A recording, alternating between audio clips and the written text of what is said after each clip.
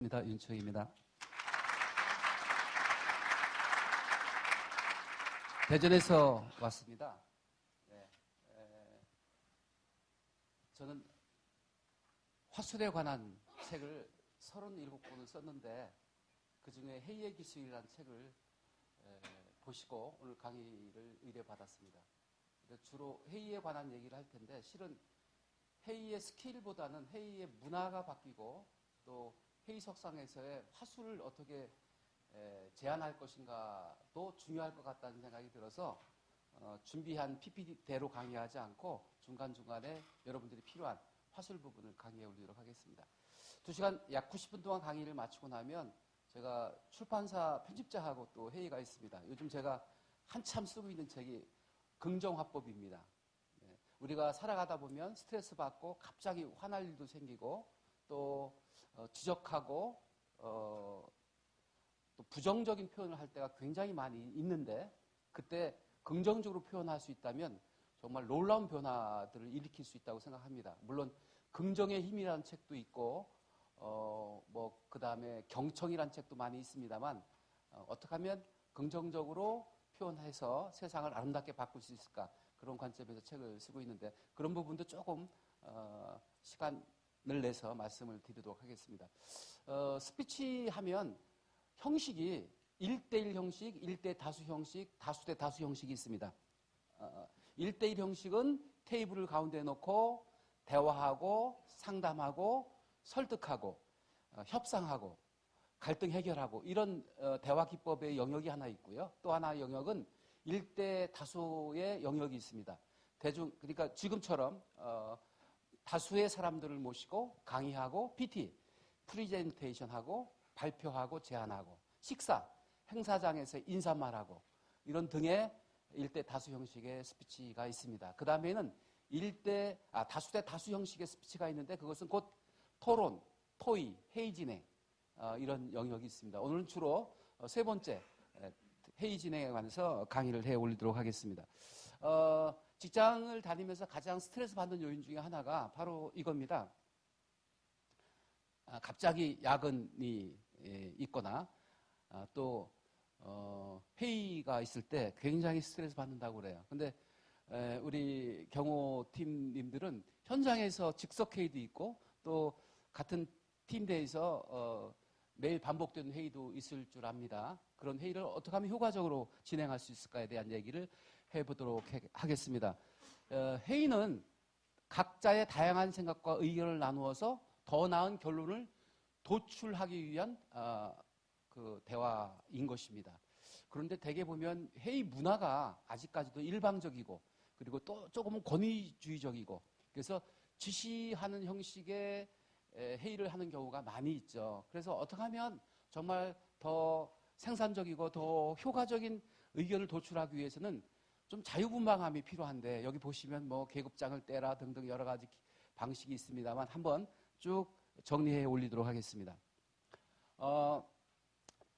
미국 항공우주국 나사에서는 미국에서 대형 기관이 19개 중에서 직원 만족도가 가장 높은 데가 바로 나사입니다.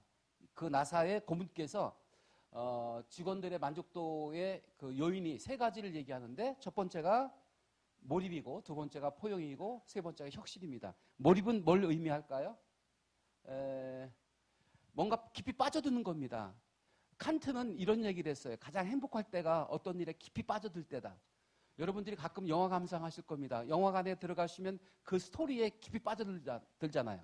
그러다 보면 마음의 정화가 되고 스트레스가 해소가 되고 또 일상을 딱 단절시키게 되니까 재미 속에 빠져들어서 아주 후련함을 느끼게 되는 것이죠. 저는 이런 얘기합니다. 성공력은 바로 집중력이다. 제가 끌려다니시피 하는 운동 중에 하나가 골프예요. 연습할 시간도 없고 그런데 때가 되면 가끔 이제 동료들하고 어울려서 필드 나가야 되잖아요. 근데 그 골프에서 가장 중요한 건 뭘까요? 몰입이에요. 스윙할 때 임팩트 한 순간에 얼마나 몰입하느냐에 따라서 좋은 스윙을 할 수 있고 좋은 게임을 할 수 있게 되는 것이죠. 인생을 살아가는데도 마찬가지인 것 같아요. 어떤 일을 하든 음알무지로 하면 정말 따분하고 피로하고 지루하고 그렇죠. 근데 그 일을 그냥 온 힘을 다해서 집중하다 보면 즐거움이 스물스물 스며드는 것을 느끼게 됩니다. 인생의 즐거움은 바로 몰입하는 데 있지 않은가. 여러분들이 하시는 일에 몰입하시고 그리고 회의에서도 음알모지로 그냥 머리수 채우기 위해서 앉아있으면 정말 지루하고 따분하죠. 그 순간에 어떻게 하면 더 효율적인 의견을 내놓을 수 있을까? 그 시간에 몰입할 수 있다면 그야말로 즐겁게 사는 비결이 아니겠는가 그런 생각을 합니다. 제가 인생을 살아가면서 한 가지 철학이 있다면 어떻게 하면 즐겁게 살 수 있을까입니다. 고 정주영 회장께서는 하루하루를 소풍 가는 날처럼 살라고 그랬습니다. 그렇습니다. 그냥 마지못해서 직장에 끌려 나오면 얼마나 지옥적인 생활일까요? 천국 같은 생활은 어떻게 해야 돼요? 직장 일터로 나가는 게 즐거워야 됩니다. 아침이 즐거워야 됩니다. 소풍 가는 날처럼 즐거워야 됩니다. 그래서 저는 순간순간을 감동적으로 살아라는 얘기를 많이 합니다. 왜냐하면 메멘토 모리, 우리 앞에는 늘 죽음이 있습니다. 우주도 언젠가는 우주에 있는 별도 소멸되고 말거든요. 이 세상에 영원한 것은 없습니다. 그러니 얼마나 순간순간이 찬란합니까? 그 찬란한 순간순간을 보다 더 감동적으로 살아야 되지 않는가 그런 생각을 하고 있어요. 그래서 저는 감동적으로 살아야 된다. 왜냐하면 우리 앞에는 메멘토 모리, 죽음을 기억해야 되던 죽음이 있기 때문에 그렇다. 그래서 까르페 디엠이라고 합니다. 술자석에서 건배 제안 많이 하시잖아요. 까르페 디엠, 지금에 충실하라는 것입니다. 삶을 지혜롭게 사는 방법은 지금에 최선을 다하는 것이라고 생각합니다. 그게 바로 몰입의 정신이 아닌가 생각을 하는데요. 그래서 크리에이티브 디렉터 박웅현님이라고 있습니다. 박웅현님 그 유튜브에서 검색어를 치면 많은 동영상을 강의 동영상을 만나게 되는데 그분은 아까 말씀드린 순간순간을 찬란하게 살으라고 합니다. 저는 감동적으로 살으라고 하는데 이분은 한술 더 떠서 찬란하게 아침 태양이 뜨는 것처럼 찬란한 태양처럼 순간순간을 찬란하게 사는 것이다. 인생이 도대체 뭘까? 나중에 이렇게 인생에 대한 공부를 하고 살아보면 별거 없지 않습니까? 그런데 그 과정에 충실하는 것이 인생의 그 진정성과 묘미가 있는 것이 아닌가 생각을 하는데요. 그래서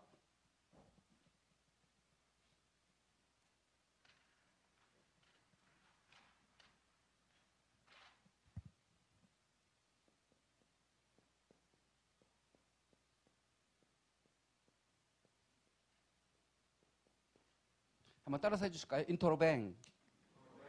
저게 합성 부호입니다. 물음표와 느낌표의 합성 부호입니다. 경이적인 놀라움. 아침에 눈을 뜰 수 있다는 거 얼마나 경이적인 일이에요. 아침에 붉은 태양을 볼 수 있다는 거 얼마나 경이적인 일이에요. 건강하게 하루를 시작할 수 있다는 거 얼마나 경이적인 일이에요. 제가 대전에서 도착하자마자 시간이 늦을세라 휴게소 안 들리고 바로 왔어요. 그래가지고 오자마자 화장실 찾았습니다. 내 발로 걸어가서 소피를 볼 수 있다는 거 이것도 경이적인 일입니다. 병원에 가보세요. 자기 발로 걷지 못하는 사람이 얼마나 많은지 몰라요. 그래서 우리는 항상 삶을 이렇게 인트로뱅 경이적인 놀라움으로 찬양을 해야 된다고 생각합니다. 와 놀랍다. 와 아름답다. 제가 며칠 전에 설악산 토항성 폭포를 다녀왔어요. 이곳을 보아도 아름답고 저곳을 보아도 아름답고 태양 뜨는 아침 햇살도 아름답고 지는 석양도 아름답고 모든 것이 아름다움이로구나. 그래서 우리는 어떠한 악조건에서도 그것을 감사하게 맞이할 수 있다면 내 입술에 늘 인트로뱅을 달 수 있지 않을까. 와 놀랍습니다. 시작. 와, 놀랍습니다. 옆에 선생님이 계셨다니요. 와 놀랍습니다. 옆에 분하고 한번 인사하실까요? 시작. 네네네. 이렇게 이곳에 이 순간에 함께 할 수 있다는 것은 바로 스토리를 쓰고 있는 거예요. 역사가 이루어지고 있는 것입니다. 역사는 그 큰 물줄기도 있고 작은 물줄기도 있어요. 작은 일상이 기적이고 일상이 감사고 일상이 축복이고 일상이 우리는 인터뱅 해야 되지 않는가 그런 생각을 합니다. 동의하시면 리액션을 주시기 바랍니다. 감사합니다. 네. 두 번째는 끌어안는 겁니다. 해양, 해불, 양수, 바닷물은 물을 거역하지 않습니다. 탁한 물이라고 거부하지 않습니다. 맑은 물이든 탁한 물이든 끌어안을 수 있는 이런 넓은 가슴을 가지고 있는 리더가 진정한 리더고, 내 삶에 부적인 요소가 많아요. 실은 그렇잖아요. 아침에 뒤로 우리 용변을 보시잖아요. 구리다고 해서 도려내는 건가요? 아닙니다. 다 나의 삶의 일부인 것입니다. 지금 현재 일어나고 있는 일이 문제가 있습니다. 그 문제조차도 우리는 끌어안을 수 있을 때 더 발전할 수 있고 성장할 수 있다고 생각합니다. 이 세상의 모든 것들을 끌어안을 수 있는 뜨거운 가슴과 넓은 가슴을 가지신다면 여러분들이 하시는 일이 더욱더 효과적으로 될 수 있고, 회의도 다르다고 해서, 방금 말씀하셨는데 다르다고 해서 다른 의견을 내놓는다고 해서 틀렸다고 이렇게 몰아붙이는 게 아니라 다름을 수용할 수 있는 그런 문화가 바로 회의 문화가 되어야 되지 않을까, 그런 생각을 합니다. 포용, 회불양수입니다. 그 다음에 혁신, 새로운 것을 받아들일 수 있어야 됩니다. 배울 학자, 공자는 말씀하셨습니다. 하기 쉽지 불력 여로와, 배우고 익히는 것이 또한 즐겁지 아니한가. 교도소에서 가장 죄수들한테 무서운 형벌 중에 하나가 이런 거랍니다. 형무소 앞에 있는 마당에 있는 쓰레기 더미를 하루 종일 왼쪽으로 옮기게 한답니다. 그리고 그 다음날 되면 다시 왼쪽에 있는 쓰레기 더미를 오른쪽으로 옮기게 한답니다. 그럼 죄수가 어떤 생각을 갖게 될까요? 나는 정말 쓸데리 없는 인간이야. 쓸데리 없는 일만 하고 있군. 그때 오는 자괴감은 어떤 것으로 보상을 받을 수 없다는 거예요. 인간이 인간인 것은, 인간이 만물 연장인 것은 성장의 기쁨을 누릴 수 있다는 그런 것이죠. 학습을 통해서 나는 성장했어. 연말이 되면 뭔가 한 일이 많이 있으면 뿌듯해요. 그리고 2017년도를 더 아주 의욕적으로 맞이하게 됩니다. 그런데 연말에 뒤돌아보니까 아무것도 변한 게 없고, 왜 살았는지 몰라요. 그러면 얼마나 자괴감이 들겠습니까? 끊임없이 성장할 수 있다는 것, 이거는 또 즐거움 중에 하나이지 않을까 생각을 해요. 제가 또 하나 믿는 철학 중에 하나가 달리는 자전거는 넘어지지 않는다는 철학을 가지고 있어요. 작년에 KBS 아침마당에 김영석 교수님이 방송 출연하는 거 보면서 막 박수를 보내서 막 흥분이 되더라고요. 왜냐하면 김영석 교수님의 그 연세가 97세이신데도 해맑은 모습으로 국민들 앞에서 강의하는 모습을 보면서 바로 저거다. 나이가 들어도 뭔가 자기가 할 일이 있고 뭔가 영향력을 행사할 수 있다는 것이 정말 행복하게 사는 방법이고 성공적인 삶의 비결이로구나, 이런 생각을 가져옵니다. 이런 교수도 여러분 잘 아시는 것처럼 서재에 가면 7대 컴퓨터를 가지고 소통하고 있다고 합니다. 끊임없이 성장할 수 있는 것. 제가 피터 드루거 교수를 굉장히 좋아합니다. 제가 마케팅으로 박사학위 받았는데 실은 그 논문이 스피치에 관한 논문으로 학위를 받았기 때문에 화술 경영학 박사라는 이름을 붙이고 다닙니다만, 피터 드루거 교수를 제가 경영학도로서 굉장히 존경하는 분입니다. 95세 연세에 한 6년 전에 돌아가셨는데, 그분이 돌아가기 직전까지 집필 활동하시고 강단에서 강의하셨습니다. 우리는 무덤에 갈 때까지 내가 뭔가를 하고 있다는 것이 보다 더 건강하게 사는 방법이고, 보다 더 젊게 사는 방법이고, 보다 더 행복하게 사는 방법이 아닌가 생각합니다. 끊임없이 쇄신하라. 쇄신, 귀가 따갑게 들으셨잖아요. 그 쇄신을 바꿔서 어떻게 해요? 혁신하라. 끊임없이 성장하라입니다. 한번 따라서 해주실까요? 3가지 키워드. 어떤 일에 집중하라. 네. 그리고 모든 것을 끌어안을 수 있는 뜨거운 가슴을 가져라. 끊임없이 성장하라. 나사에서의 나사가 그 만족도의 3가지 키워드가 바로 몰입과 포용과 혁신인데, 여기 계신 여러분들께 이 3가지의 키워드를 선물로 드리고 싶습니다.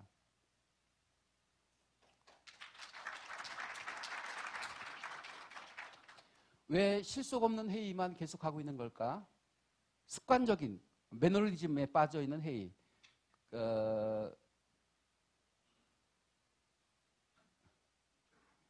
회의의 목적이 애매모호하거나 불시에 소집되는 준비 없는 회의, 이런 회의들이 실은 짜증나게 하고 스트레스를 받게 하게 되는 것입니다. 알게 모르게 우리는 자이든 타이든 간에 현장에서 즉석 회의도 하시게 되고, 또 이곳에서 다양한 회의들을 하시게 되는데, 어떻게 하면 회의조차도 누릴 수 있을까, 즐겁게 할 수 있을까에 관한 생각을 해보도록 하겠습니다. 회의의 지상주의를 버려라. 버려야 할 회의 운영의 요소들로서는 결정이 없다, 실행이 없다, 책임이 없다입니다. 회의는 하는데 결정되는 사항이 없다거나 아니면 실행이 없다거나 책임이 없는 그런 회의 문화라면 이 시간을 통해서 좀 바꿔야 되지 않을까 생각합니다. 실은 이거는 회의 참석하는 사람의 문제가 아니라 회의를 주재하는 주관자의 마인드가 바꿔야 되지 않을까 이런 생각을 해봅니다. 그래서 생산적인 회의를 하기 위해서는 리더가 달라져야 되는데 그 첫 번째 경청하는 리더가 되어야 된다는 것입니다. 자, 그래서 화법에 대한 조금 얘기를 좀 해올리고 가겠습니다.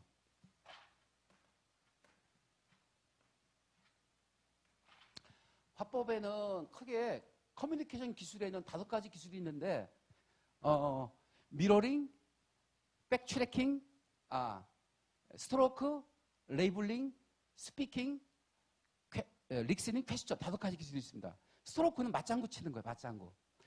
소통하고 공감하고 어떤 그 대화를 풀어가려면 맞장구 쳐줘야 되거든요. 근데 그 맞장구도 긍정적 맞장구. 긍정적 맞장구. 그렇군요. 일단 인정해주는 게 굉장히 중요합니다. 스트로크는 인정해주는 거예요. 자, 그래서 맞장구인데요. 맞장구. 인정해주는 것. 근데 긍정적 스트로크라고 하는데요. 심기라고 있어요. 심기. 심이 사용하는 3가지 도구가 있습니다. 바라보고, 미소 띄고, 끄덕임. 이겁니다. 심이 사용하는 3가지 도구가 바라보고 미소 띄고 끄덕여주는 것. 바라보고 미소 띄고 끄덕여주는 것. 이건 곧 뭐예요? 나를 인정해주고 있구나.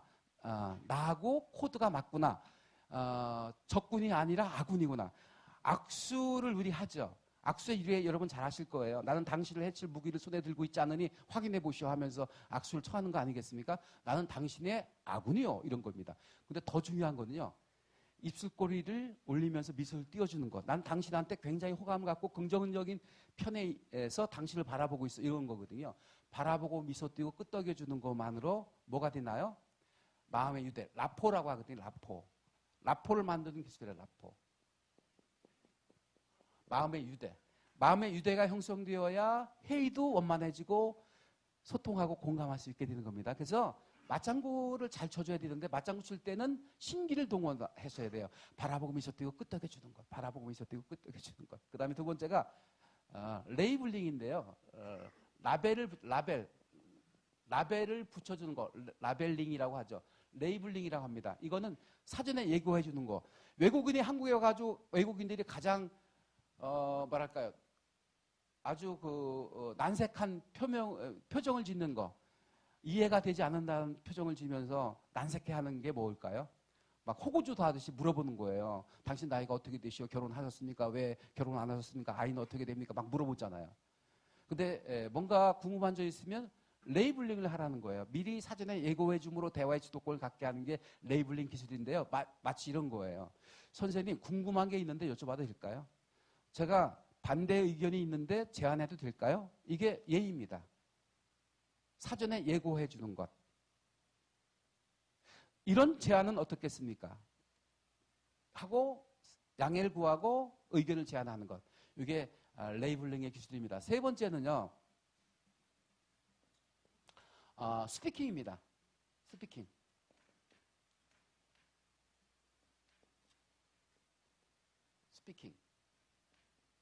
스피킹. 말을 하는 것. 근데 이거는 나중에 얘기했고요. 그 다음에 퀘스천입니다. 질문하는 것.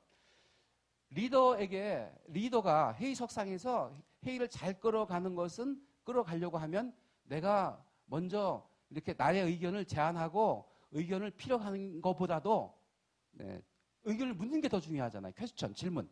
질문에는 3가지 힘이 있는데 자기 설득의 기회가 있습니다.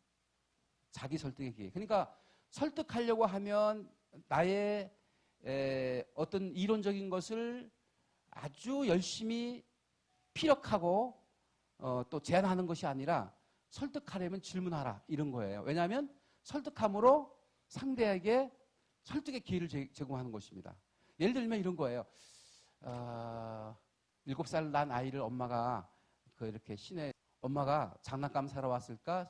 시장에 볼일 보러 왔을까? 이렇게 계속 어떤 현실적인 것을 질문을 던지면 어떤 문제를 제시를 하면 그 문제 해결 방식이 스스로 나오는 거예요. 이게 퀘스천, 질문의 힘입니다. 설득의 기회를, 자기 설득의 기회를 제공한다는 것입니다. 그래서 회의를 잘 끌어가려면 이 질문법을 많이 활용하시면 도움이 되는 것입니다. 퀘스천. 그 다음에 마지막으로 스피킹, 질문. 이거 경청 얘기하려고 했군요. 릭스닝. 자, 보시죠. 귀변의 임금학자이고요. 그 다음에 열십자의 눈목자이고요. 그 다음에 한일변의 일심입니다. 경청이 실은 쉽지 않은 거예요. 스피킹보다 더 어려운 게 경청입니다. 왜냐하면 내가 필요한 것만 걸러서 듣는 경우가 많이 있고요. 선입견을 갖고 듣는 경우가 많이 있고요. 집중하지 못하는 경우가 많이 있는데 듣는 방법은 귀변의 임금학자입니다. 귀를 쫑긋 세운다는 것. 그러니까 리스닝과 히어링이 있어요. 히어링이 아니고 그냥 듣는 게 아니고 리스닝을 해야 된다는 것. 귀변의 임금왕자는 히어링 하지 말고 리스닝 하라. 벌레 소리가 들리는 건 히어링이고요. 말을 듣는 것은 리스닝해야 되는 것입니다. 그 다음에 열십자 눈목자 중요한데요. 열심히 바라보면서.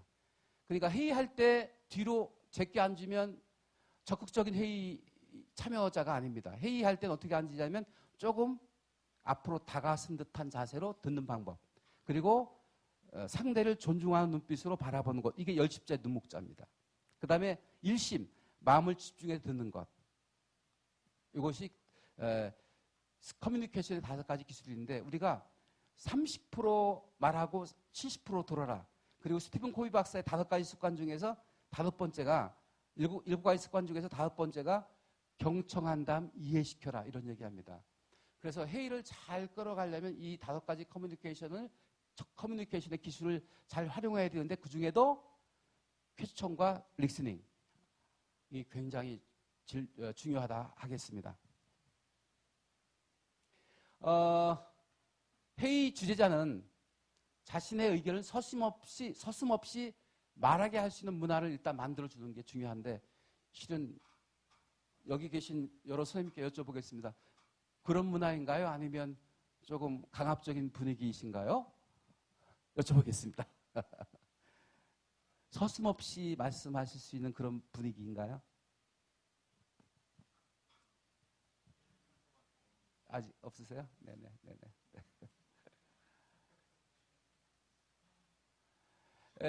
여기 잠깐 보시겠습니다. 솔직하게 토의할 수 있는 자율성 보장. 이게 가장 중요한 키워드이지 않을까 생각을 해요. 그 다음에 이벤트로 회의 분위기를 업시키자. 이건 뭔가요? 뭐 이를테면 여러 가지 현장에서 뭐 화이트하우스 포장마차에서 회의도 할 수 있다고 하면 그런 분위기라고 하면 할 수 있는 딱 니은자로 그 규격화된 그런 분위기에서 회의하면 사람들이 다 마음이 굳어지거든요. 그래서 분위기를 바꿔주는 것도 중요합니다. 이를테면 이제 뭐 민원이 들어왔다고 하잖아요. 막 민원인이 와가지고 화를 내고 불만을 토로하고 할 때 그분의 마음을 안정시키는 방법은 어떻게 분위기를 바꿔주는 거예요. 그래서 조용한 분위기로 안내해가지고 따뜻한 커피를 대접을 하다 보면 마음이 누그러지고 가라앉거든요. 그리고 끝까지 그분의 불만이 무엇인지를 경청할 수 있을 때 토를 다지 않고 NLP 교육에 NLP, 네로 랭귀지 프로그램이라는 그런 강의가 있는데 거기에 보면 미러링과 백트래킹이 나옵니다. 오늘 백트래킹을 얘기하고 싶은데 우리가 컴퓨터 하다 보면 인터넷에서 복사해가지고 따다 붙이는 거 있죠. 그걸 백트래킹이라고 합니다. 굉장히 중요한 기술 말씀드리려고 하는데요. 백트래킹이 뭐냐면 상대방이 제안한 것을 가지고 회의석상에서 내가 덧붙이는 거예요. 그거 안 된다는 거예요. 상대방이 A는 B입니다라고 얘기했으면 내가 받아들이는 입장에서 이렇게 어떻게 화답을 해야 되냐면 방금 A는 B라고 말씀하셨죠. 이게 백트래킹의 기술입니다. 가감없이 상대방의 의견을 다시 반복해 주는 거. 이게 백트래킹의 기술입니다. 이 PPT 넘기다 보면 자료가 나올 것입니다. 자, 이벤트로 회의 분위기를 업시키자. 그 다음에 사전에 예고해 줌으로 회의 미리 회의 준비를 하게 하자. 6가지 중에서 3가지를 제가 중요한 점을 찍어드렸습니다. 솔직하게 토의할 수 있는 자율성을 확보해 주자. 그 다음에 이벤트로 회의 분위기를 업시키자. 그 다음에 사전 예고제를 통해서 미리 회의 준비를 하게 하자. 이런 제안을 드립니다.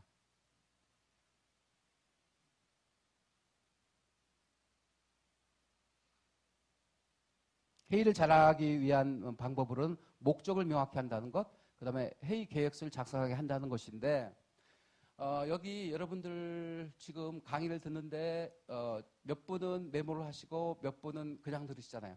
그냥 듣는다는 게 굉장히 힘들어요. 아까 말씀드렸죠. 그냥 듣다 보면 뭐라고 하나요? 멍 때린다고 하나요? 그냥 생각이 없어져요. 그러다 보면 내가 여기 도대체 왜 앉아 있는 거지?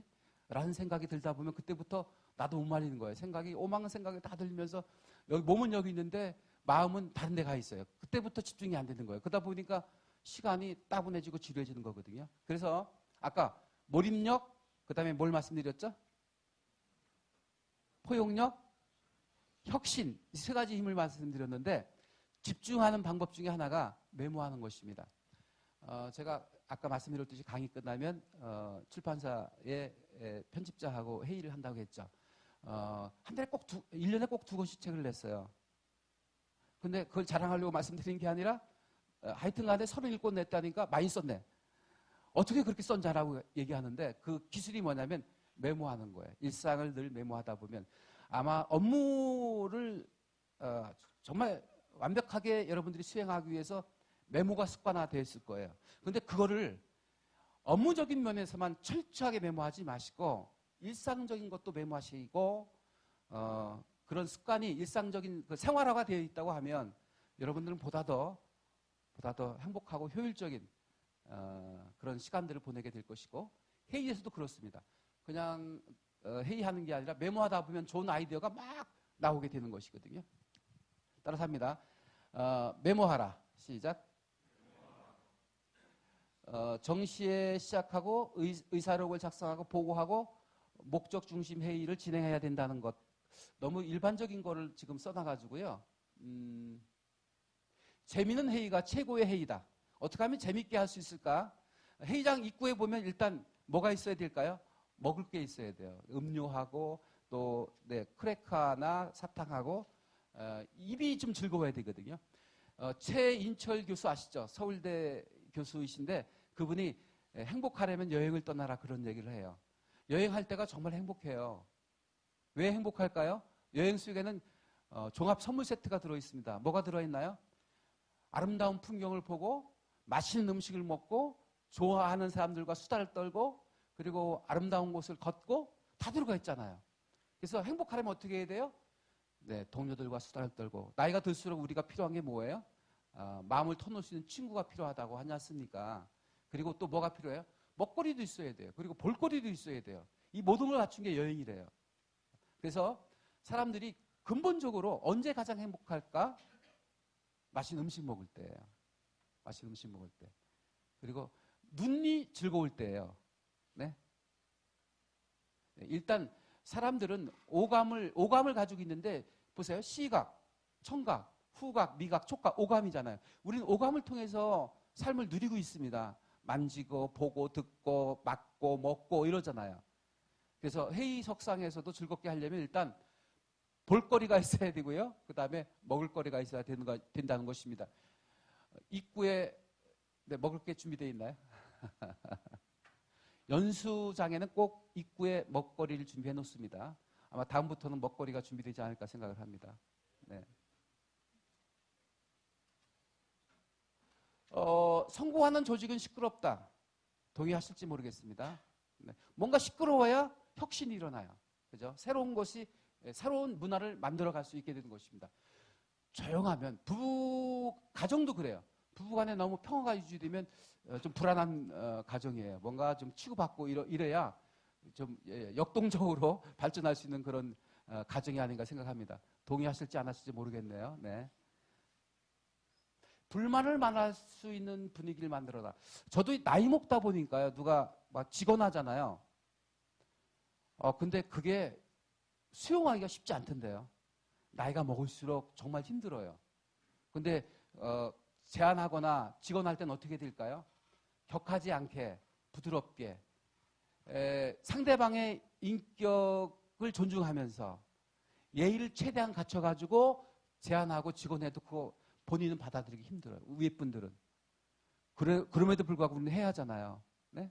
성장을 위해서, 역사의 발전을 위해서 해야 하잖아요. 그럴 때는 모든 걸 총동원해서 했으면 좋겠다. 그래서 화법 중에 샌드위치 화법이 있어요. 샌드위치 화법이 뭐냐면 말 그대로 내용물은 가운데 들어있고 앞뒤로 뭐가 들어가 있어요. 부드러운 게 들어가 있잖아요. 그처럼 부드러운 건 가운데 강한 걸 집어넣어주는 거예요. 우리 김 과장은 모든 일을 참 잘 수행을 해. 항상 원칙주의적이고 참 마음에 들어. 그런데 이번 일은 왜 이렇게 했지? 문제가 있는 거 아닐까? 그럼에도 불구하고 그 일을 잘 처리하리라고 믿어. 문제 해결 방법을 만들어봐. 이렇게 하면 지금 지적한 거거든요. 본인은 잘 인지하지 못하지만. 그래서 샌드위치 화법도 좋은 방안일 수 있겠다는 말씀을 드려봅니다. 회의에 관한 고정관념을 빼라. 집중력을 높일 수 있는 장소와 방식을 고심하라. 이 방식이 저는 오늘 이거 말씀드리고 싶어요. 꼭 회의는 말로만 해야 되는 것인가? 그거 아니거든요. 오히려 더 아름답고 더 건설적이고 더 효율적인 회의 방식은 라이팅이에요. 라이팅. 포스트잇에 써가지고 찬성하는 분은 찬성하는 이유를 포스트잇 써가 붙이는 거예요. 그 다음에 반대하는 의견은 포스트잇을 써서 여기다 반대 의견을 붙이는 거예요. 그래가지고 그걸 종합해 보면 좋은 효과적인 결과를 도출해낼 수 있게 되는 것입니다. 그래서 회의의 방식을, 회의의 장소를 좀 바꿔보자. 이것도 실은 회의 참석자의 몫이 아니라 누구의 몫일까요? 회의 주재자의 몫입니다. 어떻게 하면 효과적으로, 어떻게 하면 재미있게, 어떻게 하면 생산적인 회의를 할 수 있을까에 대한 고민을 하면 방법과 장소가 새롭게 바뀌지 않을까 그런 생각을 합니다. 그래서 오늘 사고법을 하나 가운데 넣었어요. 5가지 사고법이 있는데 제가 암기하기 쉽게 한번 그려보도록 하겠습니다. 5가지 창의적 사고법이 있습니다. 첫 번째가 곡선적 사고법입니다. 이거 한번 들으시면 잃어버리지 않아요. 그림을 그리면서 제가 설명하거든요. 어떤 일을 창의적인 아이디어를 낼 때 직선으로 가는 것보다는 곡선으로 돌아가는 게 좋아요. 대전 서울까지 경부선 타고 오는 것도 좋지만 돌아서 오는 방법도 있어요. 국도를 타고 오는 방법도 있어요. 우리가 돌을 던질 때 직구로 던지면 많이 못 나가거든요. 멀리 보내려면 어떻게 보내야 돼요? 45도로 탁 던지면 곡선을 그리면서 멀리 나가게 됩니다. 이처럼 어떤 사고를 할 때 돌아가는 방법도 생각해 볼 필요가 있다는 것이고요. 그 다음에 이렇게 양면적 사고법이 있습니다. 지금 제가 얼굴을 그리고 있는데 눈을 그렸거든요. 여긴 머리 그렸어요. 곡선적, 여긴 양면적. 양면적은 행과 불행은 서로 같이 존재합니다. 인생은 세옹지마라고 하잖아요. 여러분 무슨 뜻인지 아시죠? 좋은 일이 나쁜 일을 담고 있고 나쁜 일이 좋은 일을 담고 있는 거예요. 행복한 것 같은데 불안해요. 이 행복 깨지면 어쩌나. 지금 나락으로 떨어졌어요. 밑바닥에 지금 내가 슬럼프에 빠졌다고요. 근데 일말의 희망을 갖고 있는 거예요. 그러면서 우리는 새로운 돌파구를 찾게 되는 것이죠. 그래서 세상은 양면과 같은 거예요. 동전의 양면과 같은 거예요. 좋은 면이 있으면 어두운 면이 있고 어두운 면이 있으면 좋은 면이 있고 행복이 있으면 불행이 있고 길이 있으면 흉이 있고 그래서 우리는 양면적인 사고법을 생각해 볼 수 있다. 그 다음에 이게 뭐냐면 역설적 사고법. 거꾸로 생각하는 거예요. 수사할 때 거꾸로 수사하는 경우가 있잖아요. 그죠? 거꾸로 추적하다 보면 쉽게 그 어떤 문제를, 실마리를 찾을 수 있는 거예요. 역설적 사고법이 있습니다. 역시 생각도 거꾸로 생각해 보는 거예요. 그러면 실마리를 찾을 수 있는 것이에요. 그 다음에 또 하나는 총괄적 사고법이 있습니다. 총괄적 사고법. 이건 뭐냐면 관조법이라고 합니다. 관조하다. 관조는 어떻게 할 수 있나요? 가까운 곳에서는 나무밖에 보이지 않는 거예요. 멀리 떨어져야 숲을 바라볼 수 있는 거예요. 전체를 바라볼 수 있는 거예요. 그래서 내가 인생을 잘 살고 있는지 못 살고 있는지를 확인하려면 어디를 가야 돼요? 일상을 탈출해야 돼요. 일상을 탈출해. 그래서 멀리서 바라봐야 돼요. 그러면 내 인생이 보이는 것이죠. 전체를 볼 수 있는 것이죠. 나무를 보는 게 아니라 숲을 볼 수 있는 사고법입니다. 총괄적 사고법, 관조적 사고법. 또 하나는 다 깨는 거예요. 파탈적 사고법. 깬다. 일탈, 파탈이라고 합니다.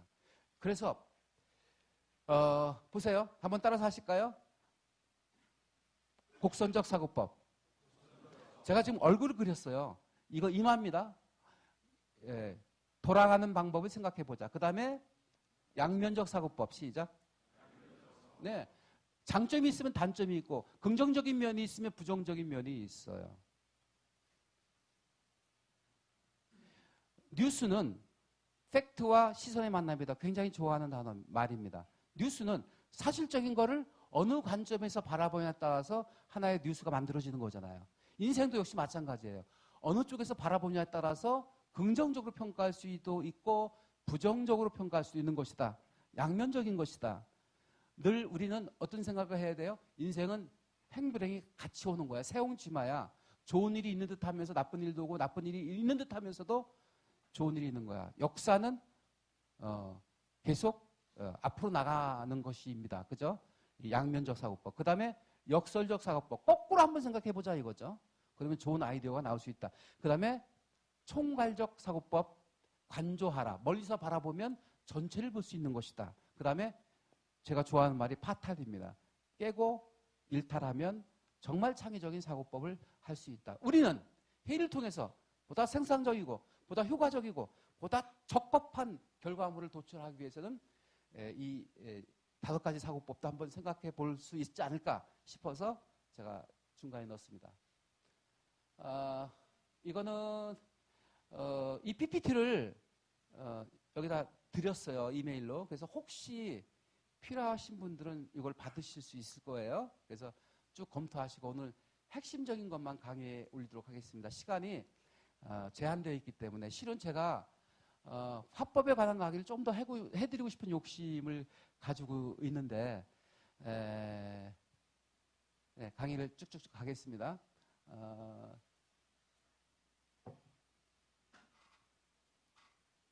부산시에서의 효율적 회의를 위한 매뉴얼인데 111 회의법이 있습니다. 이거 뭐냐면 회의 자료를 일전에 배포한다. 사전에 어떤 회의를 하는지 배포한다. 그 다음에 회의 시간은 1시간 이내에 한다. 회의 시간 길다고 해서 좋은 생산적인 결과물을 도출할 수 있는 게 아니라 회의는 짧아야 된다. 옛말에 이런 말이 있었죠. 미니스커트와 스피치는 짧아야 된다 이런 말이 있는데 미니스커트와 회의는 짧을수록 좋습니다. 그 다음에 앞에 나와서 여러분들 축사하시잖아요. 역시 축사도 짧을수록 좋은 거예요. 그죠? 회의 결과는 이틀 내에 보고한다. 뭐 이런 원칙이 있습니다. 자, 그러면 아주 근본적인 거로 좀 들어가서 나하고의 소통, 너하고의 소통, 세상과의 소통. 우리는 소통이라는 얘기를 많이 쓰고 있습니다. 돌발 퀴즈 내겠습니다.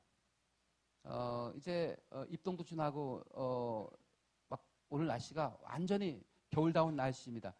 이 겨울에 추울 때 어우 추워 그럼 더 추워요. 근데 겨울이니까 춥겠지 그러면 뭐 그렇게 추위도 이겨낼 만한 한 추위입니다. 그죠? 그런데 제가 드리고 싶은 말씀은 퀴즈는 뭐냐면 겨울이 되면 첫눈을 기다리는데 아직 설악산 이런 고지대에서 눈이 왔습니다만 서울, 대전, 부산, 대구 이쪽엔 아직 눈이 안 온 걸로 알고 있는데 우리들이 겨울이 되면 첫눈을 기다리는데 첫눈을 기다리는 이유가 뭘까요? 다 함께. 설레임. 왜 설레이죠? 아, 그래요. 기다려주는 사람이 있기 때문에 누구와 함께 그 눈을 맞을 사람이 있는 사람은 설레이고 기다려주고 그래요. 근데 도대체 첫눈이 와도 함께 할 사람이 없어. 그러면 오히려 히스테리 증상을 나타납니다. 옛날에 노처녀라고 했죠. 요즘 노처녀 개념이 없어졌어요.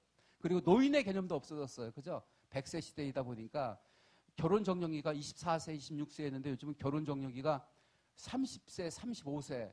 그러다 보니까 나홀로 가족도 있고 혼밥이라나 혼자 밥 먹는 사람도 많아지고 그랬습니다. 문화가 너무 바뀌었어요. 옛날에 여성들은요 결혼이 평생 직장이라는 개념을 가졌어요. 그죠? 결혼해야 평생이 보장이 되는 거예요. 근데 요즘은 어떻게 됐어요? 이제 고학력에 다 사회적 진출하고 직장을 갔다 보니까 결혼하지 않아도 살 수 있어요. 굳이 결혼해서 복잡하게 살 이유가 없는 거예요.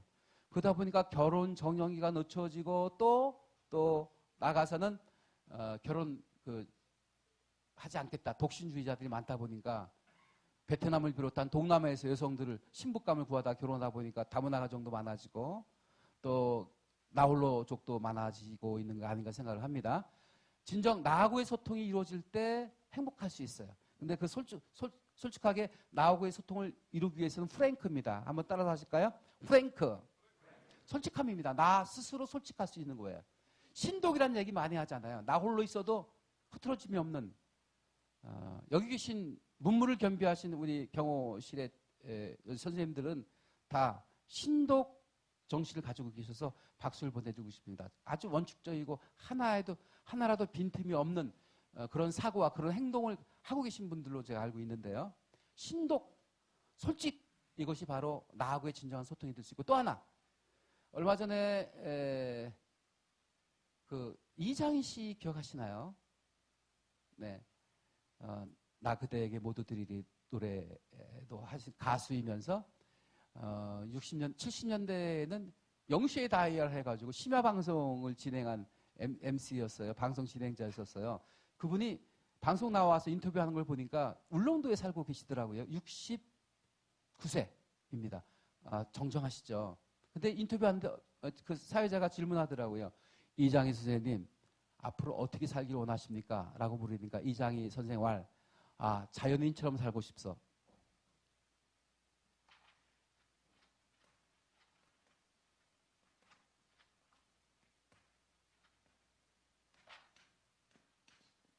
자연, 스스로 하자 그럴 연자, 공산, 무인, 수류, 화개. 법정 스님의 그 에세이 제목입니다. 무인, 사람이 없는 공산, 텅 빈 산에도 수류, 물이 흐르고 꽃이 피더라. 이게 자연 아닙니까? 스스로 그러하다는 것이잖아요. 자연인처럼 살고 싶소라고 대답을 하니까 사회자가 무슨 말인지요? 라고 물었어요. 그러니까 이렇게 대답했습니다.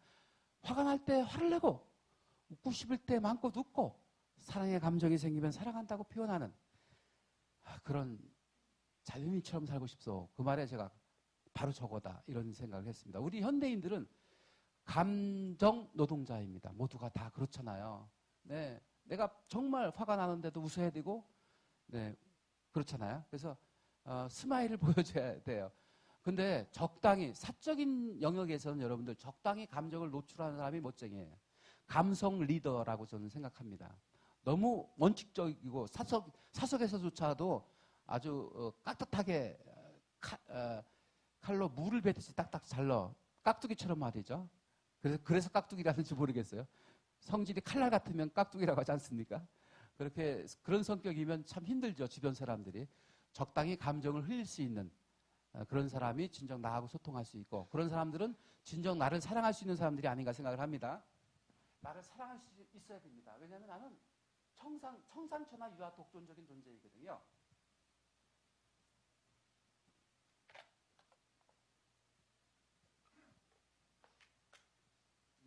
그래서 나를 사랑할 수 있어야 되는데 그 사랑할 수 있는 방법을 잠깐 여러분들이 좀 굉장히 제가 제 스스로 좀 이 시간을 경직되게 끌어가는 것 같아서 박수를 한번 동원해 보려고 그래요. 나는 내가 참 좋아 라는 염력을 불어넣으시면 내가 더 사랑스럽고 내가 더 존귀해질 수 있습니다. 우주의 종말이 언제일까요? 너무 제가 극단적인 표현 같지만 내 죽는 날이 우주의 종말인 것입니다. 그렇죠?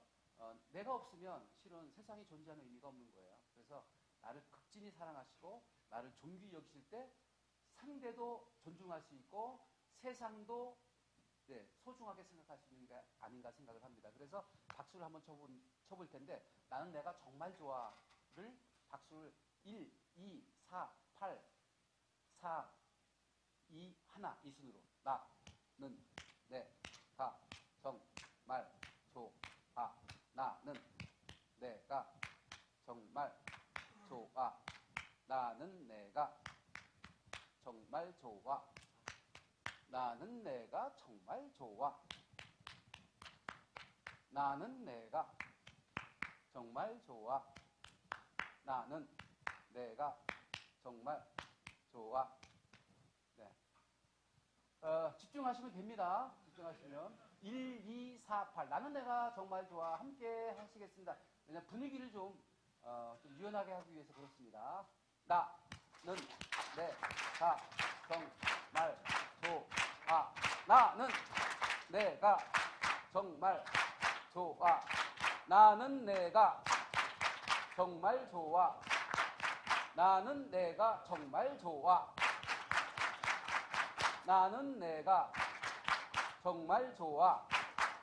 나는 내가 정말 좋아.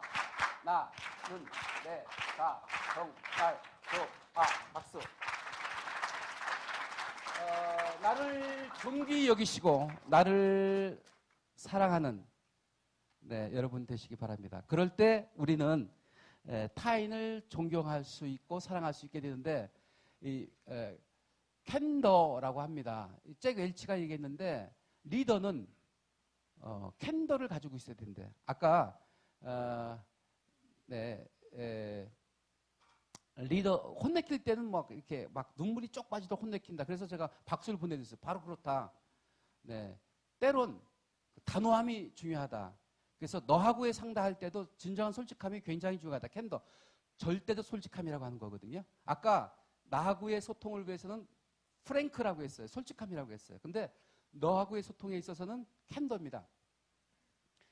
연예인들의 인기의 비결, 연기를 잘하고 노래를 잘하고 끼를 가지고 있고 재능을 많이 가지고 있을수록 인기가 좋아요. 그런데 성격 하나만으로도 인기를 누리는 사람들이 연예인들 살펴보면 굉장히 많아요. 대표적인 인물이 누구냐면 박경림, 아내모네. 예. 그 다음에 들이대 대명사 누구죠? 김은국. 성격 참 좋아요, 보면. 솔직함. 솔직한 성격이 좋은 성격이다. 따라서 합니다. 솔직한 성격이 좋은 성격이다. 시작. 두리뭉실 뭉개거나 막 음흉하거나 그러면 아주 짜증나잖아. 나중에 저 사람은 너무 그냥 음흉해. 이런 평가를 받게 됩니다. 그러니까 좀 일단 솔직해져 보십시오. 여러분 아마 솔직하리라 믿습니다. 물론 전략적으로 솔직하지 못하고 정보 때문에 솔직하지 못한 경우 그거는 할 수 없습니다만 개인적으로 때론 솔직함이 중요하고 회의석상에서 중요하고 대인관계에서 캔더가 굉장히 중요하다. 리더로서 갖춰야 될 덕목 중에 하나가 캔더다는 말씀을 드려봅니다. 그 다음에 관점 전환 능력인데 이거 굉장히 중요해요. 회의할 때 저게 역지사지란 말하고 통하는 얘기거든요. 이거를 제가 준비해왔나 모르겠네요. 이거 좀 이따 지나가서 준비 안 됐군요. 관점 전환 능력이 뭐냐면 2살, 3살, 4살 아이들은요. 자기 중심적으로밖에 세상을 바라볼 수 없어요.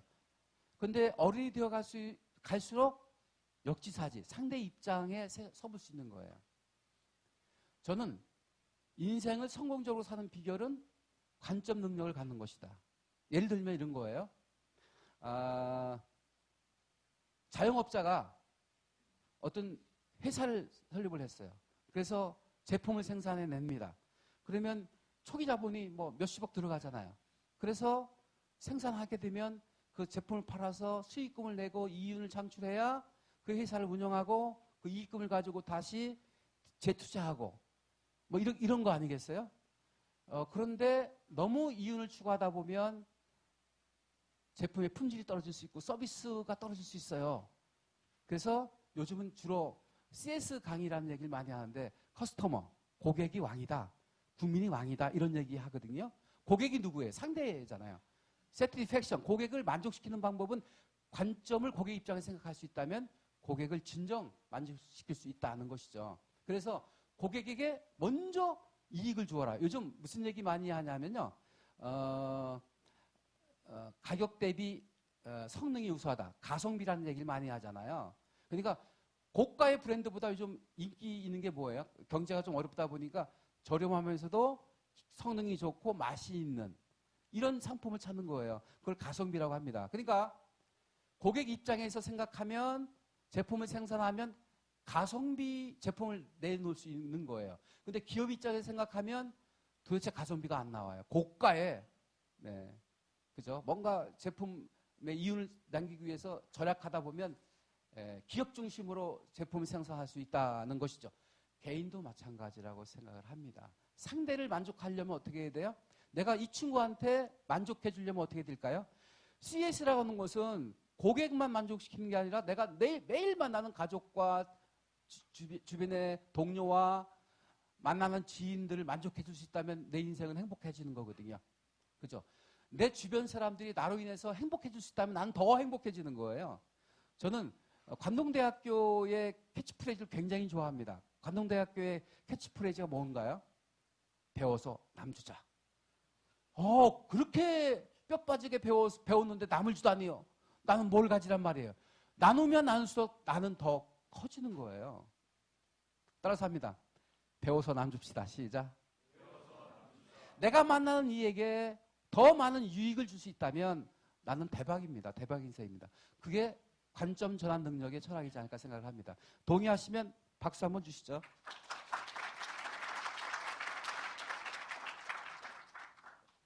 세 번째가 우리하고의 소통입니다. 제가 이 시점에서 여기 계신 선생님들은 앞으로 이 공직자는 말이죠. 좋은 게 하나 있어요. 연륜이 쌓일수록 지위가 높아져요. 사회적인 지위도 높아지고 직장의 지위도 높아지고 성취욕도 높아지고 그래서 쭉 열심히 성실하게 근무하다 보면 나도 모르게 지위가 이렇게 높아집니다. 그러다 보면 뭐 하셔야 돼요? 대중연설을 하셔야 돼요. 식사를 하셔야 돼요. 인사말을 하셔야 된다고요. 회의를 주재하셔야 된단 말이죠. 그런데 사람들이 대중 앞에 쓰면 어떻게 말하죠? 저한테 흔히 얘기하는 거예요. 그러면 저는 한마디로 이렇게 얘기합니다. 따라서 합니다. 키워드로 말하세요. 시작. 키워드가 뭘까요? 내가 오늘 강의해야 되는데 나의 키워드는 뭘까? 회의, 화법, 그 다음에 마인드. 이 세 가지 키워드를 지금 가지고 풀어가고 있는데요. 칸트가 이런 얘기했어요. 행복하려면 세 가지 조건을 갖춰야 된다. 첫째가 뭐냐면 일, 사랑의 대상. 세 번째가 내일에 대한 희망. 이걸 얘기했어요. 자, 첫 번째 뭐라고요? 몰입할 수 있는 일을 가지고 있다는 건 그야말로 행복이죠. 저도 평생을 강의하고 글을 쓰고 하고 있습니다. 행복한 사람이죠. 왜요? 일이 있다는 거. 근데 제가 지금 어떻게 하고 있나요? 최선을 다하고 있어요. 효과적으로 강의하기 위해서. 저는 몰입하고 있다고요. 네. 몰입할 수 있는 일을 가지고 있고 몰입할 수 있는 시간을 가지고 있다는 것이야말로 행복하다. 칸트 얘기했거든요. 두 번째는 사랑할 대상. 사람이에요. 사람. 사람이 있다는 게 행복한 거예요. 내 주변에 사람이 있다는 게 정말 행복한 일이죠. 내 주변에 우리 동료가 있다는 게 얼마나 행복한 일이에요. 내 주변에 내가 감당해야 될 업무가 있다는 게 얼마나 행복한 일이에요. 사람이 희망이고 사람이 내일이고 사람이 행복의 대상인 것입니다. 나는 사랑의 대상이 없어요? 예, 내가 때론 치고받고 미워하고 하는 사람일지라도 그 사람도 사랑의 대상인 거예요. 왜냐하면 사랑은 때론 미워할 수도 있거든요. 그러니까 사랑의 반대말은 흔히 그러잖아요. 무관심이라고요. 그렇습니다. 사랑의 반대말은 무관심입니다. 미워하는 것도 변색된 사랑입니다. 그러니까 가까운 사이는 애증의 관계라고 하지 않습니까? 사랑할 대상이 있다는 게 행복의 조건이라고 했습니다. 세 번째는 내일에 대한 희망. 우리는 희망이 있습니다. 우리 대한민국도 미래가 있습니다. 희망적 미래가 있는 것입니다. 그럴 때 우리는 행복을 누릴 수 있는 것이다. 제가 지금 칸트의 행복의 조건을 가지고 지금 식사를 하려고 그래요. 인사말을 하려고 그래요. 근데 지금 키워드를 뽑아냈어요. 뭐죠? 일, 사람, 희망. 되셨죠? 그러면 원고 없어도 돼요. 물론 기관장은 원고를 가지고 하셔서 나중에 어록으로 남기게 되겠지만 즉석 스피치가 필요할 때도 있잖아요. 그럴 때 어떻게 해야 돼요? 키워드 세 가지만 뽑으시면 돼요. 제가 주례를 300회 이상을 봤는데 주례 볼 때 사랑하라, 행복하라, 이형에 나왔으니 성공하라 세 가지 얘기하거든요. 그러면 이 세 가지 키워드 가지고 즉석에서 푸는 거예요. 즉석에서. 그러니까 여러분들이 대중 앞에 스피치할 때는 뭐냐면 스토리를 갖는데 이 스토리가 이야기잖아요. 역사잖아요. 저 이 스토리를 뭘로 만들어요? 키워드로 만드는 거예요. 따라서 합니다. 키워드로 스토리를 만들어라. 시작. 여러분들이 살아가는데 인생의 중요한 좌우명은 무엇입니까? 생각이 안 나세요? 그럼 내가 뭐지? 키워드 3가지만 뽑아보세요. 그럼 그거 가지고 책을 쓸 수도 있고요. 그걸 가지고 칼럼도 쓸 수 있고요. 그걸 가지고 앞에 나와서 내 삶의 철학이란 주제를 가지고 강의도 할 수 있는 거예요. 키워드로 스토리를 만들어라. 그리고 그걸 어떻게 하라? 텔링하라. 이야기하라. 내가 앞에서 강의했다고 하거나 연설하고 있다고 생각하시면 오히려 굉장히 경치되거나 부담될 수 있거든요. 그거를 이야기하듯 텔링하라. 이야기하듯 텔링하라. 이런 얘기입니다. 그 다음에 룩스인데, 룩스. 자, 제가 지금 뭘 말씀드리냐면,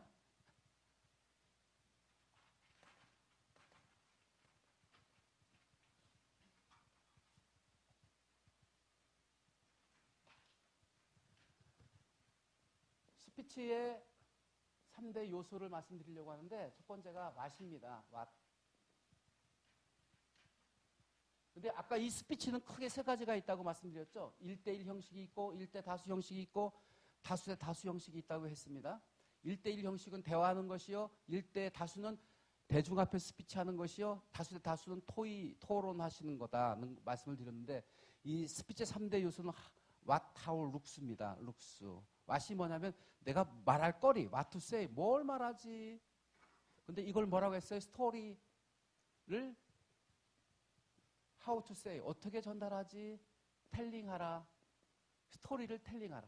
스토리를 어떻게 만든다고 했죠? 키워드로 세워라. 그래서 칸트의 예를 들었습니다. 행복의 조건, 예를 들면 행복의 조건, 일을 가지고 있다는, 일이 뭐예요? 몰입할 수 있는 것이다. 그 다음에 사랑이 뭐죠? 아까 사람이잖아요. 사람이 인생을 살아가는데 어떤 중심으로 풀어가야 되나? 여러분들은 업무를 수행하기 위해서 사건이나 어떤 그 전략적으로 풀어가야 될 때도 있지만 결국은 뭐예요? 사람이 중심이 되어야 되는 것입니다. 그 다음에 내일에 대한 희망.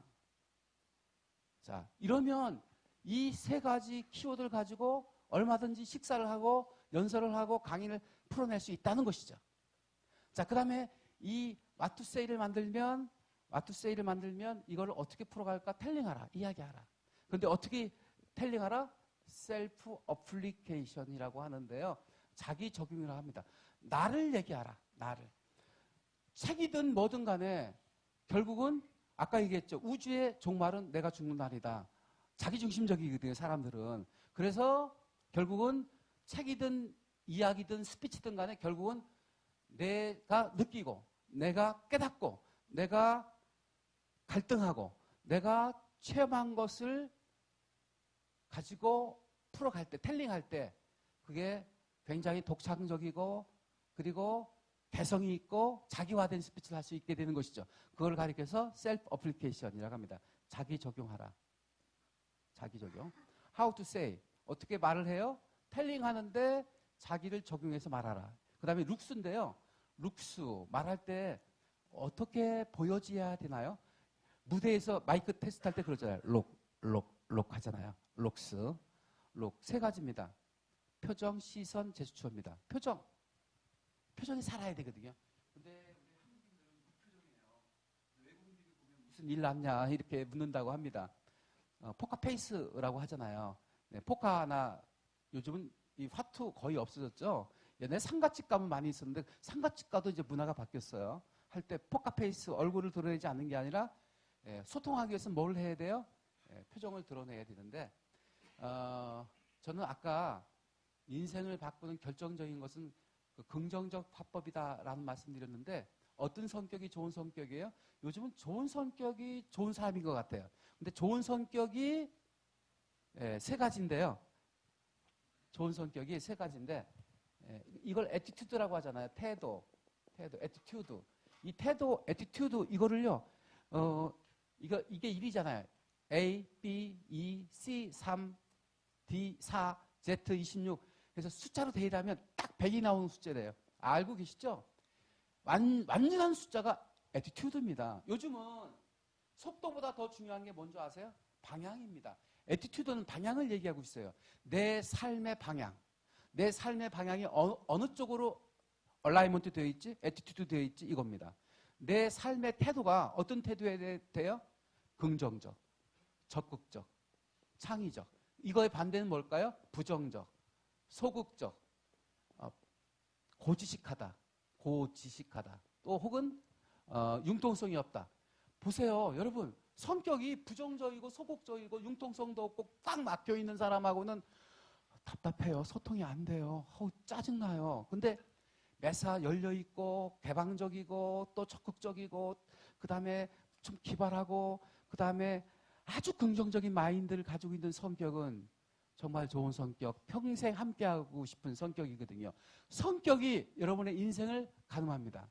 좋은 성격의 소유자는 인생이 행복해요. 근데 나쁜 성격 가지고 있는 사람들은 본인 스스로 불행하고요. 주변 사람들 불행하게 되는 거고요. 사회가 그런 사람이 많을수록 불안전해지고 불안해지는 거예요. 좋은 성격을 가셔야 되는데 좋은 성격을 갖는 방법 중에 하나가 저는 입술꼬리 올리는 거라고 생각을 합니다. 요즘 성형이 굉장히 성형을 많이 하잖아요. 눈썹부터 시작을 해서 그 다음에 쌍꺼풀 수술하고 많이 하시잖아요. 근데 최고의 성형은 입술꼬리 올리는 거예요. 입술꼬리 올리는 거 하나만으로도 우리는 내 인생의 역사가 바뀌어집니다. 근데 나이가 먹을수록 근육이 이완되면서 입술꼬리가 내려가거든요. 그래서 여러분들이 만사형통, 운수대통 하시려면 입술꼬리 관리를 하셔야 돼요. 따라서 합니다. 와이키키, 예스, 막걸리, 김치, 개구리 뒷다리. 연예인들은 말이죠. 웃는 연습을 한대요. 3분의 2만 우는데요. 잇몸이 드러나면 예쁘지 않잖아요. 네. 근데 이가 안 보이는 사람들이 있어요. 하루 종일 평생 이를 보이지 않는 사람이 있어요. 물어봤더니요. 치아가 고르지 못해서요. 네. 그게 뭐예요? 뭐예요? 자기만의 그 단점인 거죠. 네. 그런 사람들이 이를 안 보이는데 웃으세요. 한 번밖에 없는 인생인데. 아까 인트로 뱅 하셨잖아요. 감탄사를 연발하면서 입술꼬리 한번 올려보겠습니다. 살짝. 그래서 연예인들은 웃는 연습을 한다지만 우리들은 최소한 무슨 연습을 해야 될까요? 예스. 거울 앞에서 아침에 출근하실 때, 화장실에서 용변 보시고 나오실 때, 손 씻으실 때 예스 올려주시기 바랍니다. 네. 옆에 분하고 한번 입술꼬리가 올라갔는지 올라갔는지 예스. 예스. 네네. 근데 아까 멍 때린다고 했잖아요. 멍 때릴 때 나도 모르게 입술이 대빨 나옵니다. 그래가지고 야, 너 화났냐? 왜 입이 대빨 나왔냐? 그 투로 얘기를 하면 거칠어요. 말도 투박해요. 근데 입술꼬리 올리면 상냥해져요. 내 기분이 업돼요. 그래서 인생을 바꾸는 방법은 긍정적, 좋은 성격의 소유자였으면 좋겠고, 또 하나는 입술꼬리만 하나 올려주어도 내 인생이 더 행복해질 수 있고 더 아름다워질 수 있다 생각을 합니다. 한 번 더 따라서 하시겠습니다. 와이키키 시작.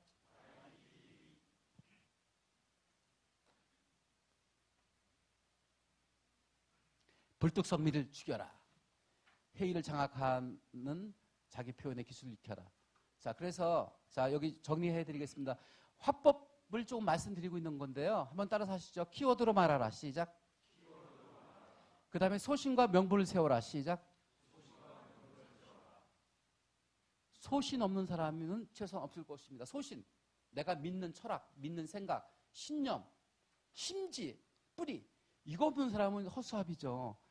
뿌리를 가지고 있어요. 자기만의 독자적인 신념 다 가지고 계시잖아요. 근데 또 하나 필요한 게 뭘까요? 명분, 공적인 입장. 특히 공직자는 명분이 있어야 돼요.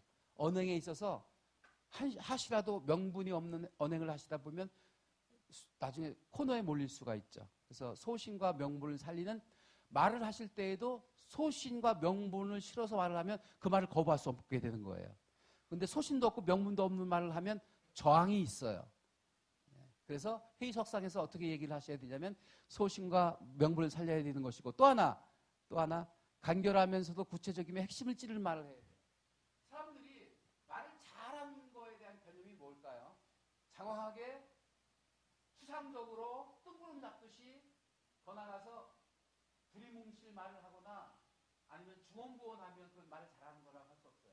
말을 잘한다는 개념은 어떻게 되냐면 따라서 합니다. 간결하면서도 구체적이며 핵심을 찌르는 답변. 간결하면서도 구체적이며 핵심을 찌르는 스피치. 이게 좋은 스피치, 착한 스피치, 행복한 스피치입니다. 어디 가서 회의석상에서 의견을 제안하거나 여러분들이 식사, 행사장에 인사말하거나 어떻게 해야 돼요? 간결하면서도 구체적이며 핵심을 찌르는 답변. 뜬구름 잡는 얘기하는 분들이 있어요. 식사, 행사장에 오셔가지고 막 뜬구름 잡는 얘기하시면 안 하다, 하나도. 그럼 어떻게 하면 팍팍 꽂힐까? 네, 바로 간결하면서도 구체적이며 핵심을 찌르는 답변. 그럼 저렇게 하는 방법이 뭐가 있을까요? 이겁니다. 저렇게 화법을 구사하는 방법이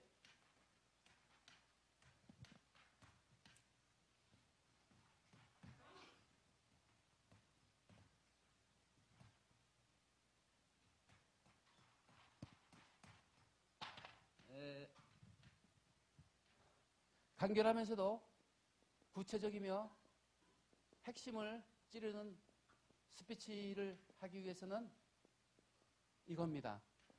결론부터 얘기하는데 어떻게 얘기하냐?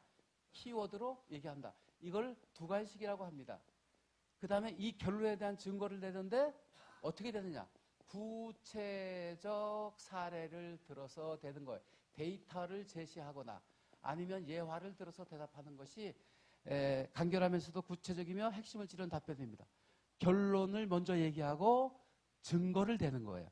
구체적 예화를 들고 데이터를 제시하면 굉장히 설득력을 높일 수 있고 공감력을 높일 수 있게 되겠습니다. 단, 의구, 신감, 스. 그래서 어떤 말이 잘 먹힐까? 구체적이라는 말을 썼는데 단, 의, 구, 신, 감, 스라는 법칙이 있습니다. 저거 제가 만든 법칙이에요. 따라서 하실까요? 단, 의구, 신감, 스. 시작.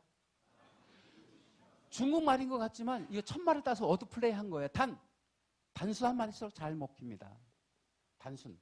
복잡한 말은 요즘 시대에 잘 어울리지 않아요. 저는 법정 스님이 한 말이 너무너무 가슴에 와닿는 말이 있습니다.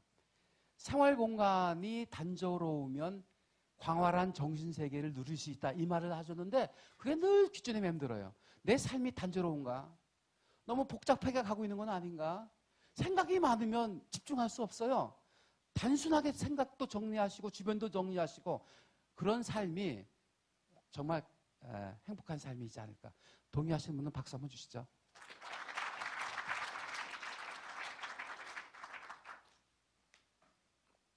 그 다음에 단순한 말, 그 다음에 의외적인 말, 의외성 있는 말, 이걸 반전이라고 하잖아요. 드라마나 영화가 왜 재미있어요? 반전이 있어요. 우리 삶에도 반전이 있어야 된다고 생각합니다. 반전. 그러니까 우리 상식을 내가 기대한 것을 확 뒤집어주는, 아까 역사적 사고법 말씀드렸는데 언제 재미가 있냐요? 재미가 있느냐면 반전을 줄 때 재미가 있는 거예요. 드라마도 영화도 보면 반전이 있거든요. 내 삶에도 반전이 있어야 된다고 생각합니다. 회의 분위기도 반전이 있어야 된다고 생각합니다. 갑자기 사우나탕 아침 7시에 모여. 사우나 찜질방으로 7시에 모여 해서 찜질방에서 가운 입고 회의할 수도 있어요. 조만간에 그런 회의가 아마 이루어지리라 믿습니다. 이것도 하나의 반전입니다. 동의하십니까? 여기 어르신님. 네네, 감사합니다. 찜질방에서 한번 하시죠. 네. 어르신이라니까, 네. 청와대에서 어르신이라는 말 많이 쓰시죠? 네. 구는 뭘까? 구체적 말. 뜬구름 잡는 말 하지 마시라고요. 추상적인 말 하지 마시라고요. 구체적으로. 왜 이곳에 오셨습니까? 나라와 민족을 위해서 오셨습니다. 그러면 아무도 안 믿어요. 네. 구체적으로. 나는 이런 일을 하고 싶다. 이런 것이죠. 그 다음에 신뢰성 있는 말. 신뢰성 있는 말. 제가 아인슈타인 얘기했잖아요. 플라톤의 5대 감사가 있어요. 플라톤의 5대 감사, 유명한 감사입니다. 플라톤. 첫 번째가 사람으로 태어난 것을 감사했대. 당연한 말을 왜 가지고 감사할까? 사람으로 태어난 것이 감사했대. 만물의 영장인 사람. 여러분, 돼지가 열받으면 어떻게 될까요? 바베큐 됩니다. 얼마나 끔찍해요. 인간으로 태어난 것이 얼마나 감사한 일입니까? 그 다음에 남자로 태어난 것을 감사했대요. 와, 감사하죠. 저는 이런 얘기하면 시대착오적인 생각을 하고 있다고 얘기했지만 아직까지 손끝에 물을 묻혀보지 않았어요. 여성들이요, 스트레스 받는 것 중에 하나가 요즘 맞벌이 부부들이 많아서 각자 해먹긴 하지만 새끼 밥을 해준다고 하잖아요. 그러니까 영식이가 있고 오식이가 있고 있잖아요. 네? 새끼 다 먹으면 뭐라고 하던데요. 예. 네. 얼마나 이게 스트레스인데요. 새끼 밥을 챙겨준다는 것. 난 남자로 된 것이 감사해요. 그 다음에 세 번째 감사가 뭔지 아세요? 그 시대에 태어난 것을 감사했다고 하는데 여러분 그 시대 플라톤 시대는 어땠어요? 옛날에 우리 스타텍 핸드폰 기억나시나요? 막 무전기만 해요. 번쩍번쩍했어요. 테이블 앞에 탁 얹어놓으면 야 이거 VIP 떴다. 그죠? 그 다음에 카폰. 근데 요즘은 그보다 성능이 100배 뛰어난 IoT가 다 연결되어 있는, 그죠? IoT가 되어 있는, 다 연결되어 있는 스마트폰을 우리는 가지고 다닙니잖아요. 얼마나 풍요로운 시대에 살고 있는데 왜 행복 지수는 떨어지는가? 비교하기 때문에요. 비교하면 순간 박탈감을 느끼고 상대적 빈곤감을 느끼는 거잖아요. 여러분들은 행복하시죠? 스스로에게 나는 정말 행복해 하면서 박수 한번 보내시죠. 이곳에 입성하신 것, 역사의 증인이 되신 것, 역사를 지켜가신 여러분들이야말로 얼마나 위대하고 행복한 직업이고 자랑스러운 직업입니까? 박수도 안 주시네요.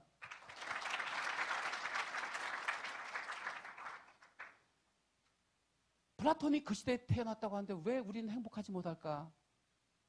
네, 이제 상대적 박탈감을 주는 비교의식은 버립시다. 따라합니다. 나는 나대로, 너는 너대로. 다 역할이 있고 행복할 이유가 있어. 그렇죠? 네. 남자는 자기를 인정해 주는 사람을 위해서 목숨을 바치고 여자는 자기를 사랑해 주는 사람을 위해서 뭐를 한다고요? 네? 네, 화장을 한다. 네, 화장을 한다. 좋습니다. 네. 인정받고자, 사랑받고자 태어난 사람. 네. 남자로 태어난 것을 감사하고, 이 시대에 태어난 것을 감사하고, 또 하나는 조국에 태어난 것을 감사했다고 합니다. 네. 여러분, 우리 민족은 응유와 끈기의 민족이에요. 한강의 기적을 일으킨 민족입니다. 네. 비록 지금은 조금 시끄럽고 어수선할지 모르지만, 우리의 역사는, 우리의 미래는 끊임없이 성장할 것이고 발전할 것이라 믿습니다. 동의하십니까? 네. 신뢰성. 플라톤을 얘기하고 아테네를 얘기하고 네, 이거 인용해서 말하는 거 신뢰감을 주게 됩니다. 그 다음에 감성을 자극하라. 여러분 가을이 되면 뭐를 좋아하나요? 전어 좋아하시나요? 전어 굽는 냄새에 누가 오나요? 집 나간 며느리도 다시 돌아온다는 얘기가 있어요. 전어에다 뭐를 접목시켰어요? 사람을 접목시키니까 스토리가 되고 그러니까 그 회자가 됐던 얘기죠. 감성적인 건 뭘까요? 사람을 접목시키면 감성적인 게 되는 거예요. 감성 스토리. 사람이 담겨져 있는 스토리가 감성적 스토리예요. 동의하시죠? 그래서 감정적 스토리가 먹힙니다. 우리는 이성적인 것만으로 판단하거나 설득당하지 않습니다. 한번 따라서 하실까요? 사람들은 논리적인 것만으로 설득당하지 않는다. 시작. 사람들은 논리적인 것만으로 설득당하지 않는다. 그러면 이성적인 것만으로 설득당하지 않는다는 거예요. 뭐가 있어야 되나요? 감성. 감성은 가슴이잖아요. 퀴즈. 서울에서 부산까지 가장 빨리 갈 수 있는 방법 뭐가 있을까요? KTX요? 비행기? 빨리 갈 수 있는 방법 뭐가 있죠? 네. 좋아하는 사람과 동행하는 것. 동의하시죠? 꼴도 보기 싫은 사람하고 동행해 보세요. 와, 지겨워요. 심리적 거리를 얘기하고 있습니다. 가장 이 세상에서 멀은 거리는 뭘까요? 머리에서 가슴까지. 아버지가 살아생전에 제가 청소년 때 늘 하셨던 말씀이 무슨 말씀이냐면 100원을 잘못 쓰면 200원을 손해본다. 제가 고향이 충남 아산시 신창명 읍내리 278번지거든요. 순창대학 있는 동네예요. 129696991이 제 군번입니다. 논산 군번입니다. 영원히 잊을 수 없는 숫자들입니다. 제 고향의 아버지가 제 어렸을 때 늘 하셨던 말씀. 이제 그게 무슨 말인지 깨닫게 되는 거예요. 가슴으로 느끼도록 해주는 말. 이게 감성적인 말인데 그 감성적인 어프로치는 사람을 이야기하라. 사람을 심어라. 는 것입니다. 그 다음에 쓰는 뭘까? 스토리가 있는 이야기. 스토리. 그래서 단의구심감스라는 말씀을 드렸습니다. 자, 제가 지금 여기 보시면 간결하고 구체적이고 핵심을 찌르는 의견을 제안하라는 말씀드렸고요. 그리고 반론을 제기할 때가 있어요. 회의는 토론은 회의에는 토론이 들어가야 돼. 토론이 없는 회의는 정말 지시한 거에 불과한 거예요. 모아놓고 회의하자고 해놓고 그냥 그 좌장에 앉아가지고 지시만 하고 있어요. 그건 회의가 아니죠. 여기 구성원들의 좋은 의견을 받아들여서 더 새로운 결과물을 도출해내는 것이 회의인데 그 회의는 뭐가 들어가야 돼요? 토론이 들어가야 돼요. 토론. 그리고 토론에 대한 준비를 조금 했는데 시간이 다 됐네요. 반론을 제기하려고 하면 먼저 인정하라. 아, 그랬군요. 인정합니다. 그런데 제가 생각하기에는 이런 점도 있습니다. 이럴 때 훨씬 거부감을 줄이게 되는데 다짜고짜 그걸 말이라고 하냐?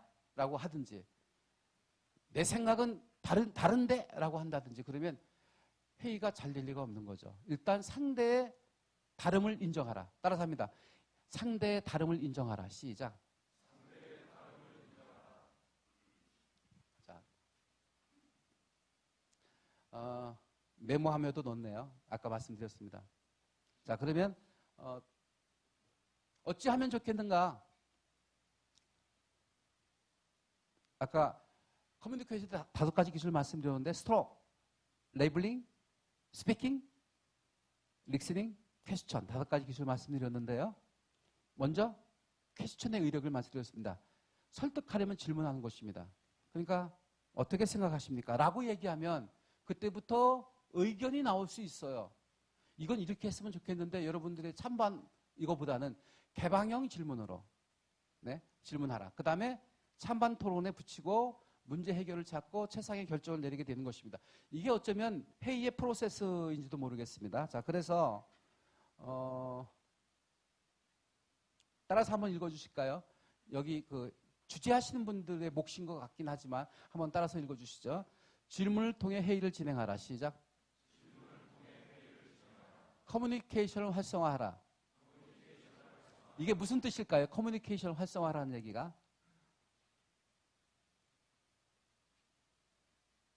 반대 의견, 그리고 엉뚱한 의견조차도 수렴할 수 있고 인정할 수 있는 그런 분위기를 연출해야 됩니다.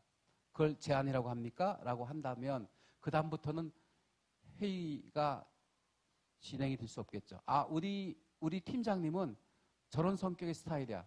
절대 중간에 회의석상에서 이상한 그러니까 그 팀장님의 의견, 팀장님이 수용하지 못하는 의견을 제시하면 망쳐. 라고 그런 인식이 되어버리면 그다음부터는 계속 회의가 그 수준을 넘을 수 없게 된다는 것이죠. 그러니까 반대 의견조차도, 그다음 불평, 불만조차도 수용할 수 있는 커뮤니케이션을 활성화하라는 얘기인데, 아마도 가장 중요한 방법이 아닌가 생각을 해요. 그 다음에 비공식 채널을 활성화하라는 건 뭔가요? 각종 SNS의 채널, 그 다음 문자, 이메일 이런 것까지도 미리 사전에 어떤 좋은 정보들을 공유함으로 효과적 회의를 할 수 있겠다는 것이 되겠습니다. 그 다음에 직업 만족도와 직결된다. 아까 말씀드렸죠.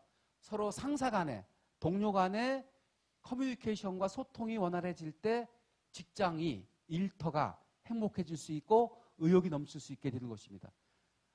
이 대목은 여러분들의 인정을 받고 싶은데 인정하시는 분 박수 한번 보내주시죠. 그래서 위에 계신 분만 이런 마인드를 가져야 될까? 그게 아니라고 생각합니다. 모두가 다 협력해서 직장의 분위기, 일터의 분위기를 소통하고 커뮤니케이션이 원활하게 될 수 있는 분위기를 만들어가는 것이 중요하지 않을까 생각을 합니다.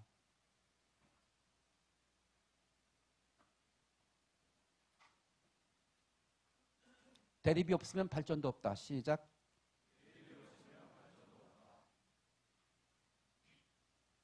다름을 인정하라. 만장일치를 견제하라. 네. 북쪽에서나 만장일치가 가능한 것이고 민주사회에서는 49대 51이면 되는 것입니다. 토의 없는 회의는 죽은 회의다. 토의 없는 회의는 죽은 회의다. 주입식 회의가 아닌 토론식 회의를 하라. 가장 핵심적인 건데 이거는 그냥 마인드에 관한 거예요. 그렇게 하겠다라고 하면 되는 거거든요. 근데 하겠다, 내가 권위주의적이기 때문에 본인은 권위주의라고 안 해요. 술 취한 사람이 술 취했다는 얘기 안 하거든요. 권위주의적인 리더가 권위주의적이라고 얘기 안 해요. 난 민주적이에요. 그러면서 이렇게 막아놓으면 안 되겠다는 것입니다.